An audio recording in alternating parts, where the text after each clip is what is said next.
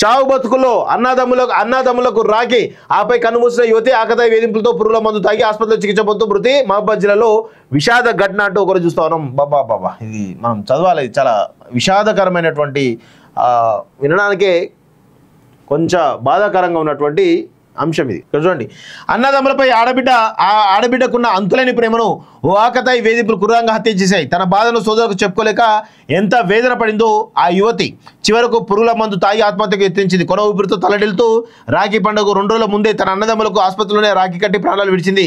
ఆ అన్నలకు తమ్ముళ్లకు జీవితంలో మళ్ళీ పండుగే లేకుండా చేసింది. ఈ విషాద ఘటన మహబూబాబాద్ జిల్లా నరసింహులపేట మండలంలో జరిగింది. మండలానికి చెందిన యువతి కోదాడలో డిప్లొమా చదువుతుంది. అదే కాలేజీకి చెందిన యువకుడు ప్రేమ పేరుతో వేధించడంతో మనస్తాపం చెంది పురుగుల మందు తాగింది. ఆసుపత్రిలో చేర్పించగా పరిస్థితి విషమించింది. తాను రక్షాబంధన్ వరకు బతికి ఉంటానో లేదోనని శనివారం రాత్రి తమ్ముడు అన్నలకు రాఖీ కట్టింది. అనంతరం కొద్ది గంటల్లో తుదిశ్వాస విడిచింది.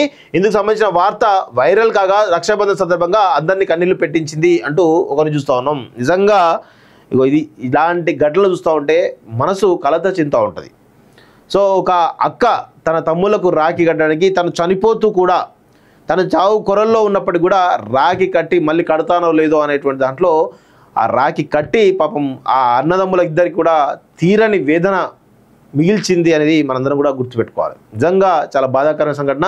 చాలా ఆకతాయిలకు సంబంధించినటువంటి అంశాలు కూడా చాలా ఉన్నాయి. వాటిని కూడా కట్టడియాల్సినటువంటి అవసరం అయితే ఉంది ఈ రాష్ట్ర ప్రభుత్వాలు. దానిపైన చాలా లా అండ్ ఆర్డర్ ఇంకా చాలా స్ట్రిక్ట్గా యాక్షన్ తీసుకోవాల్సిన అవసరం అయితే కనబడతా ఉంది.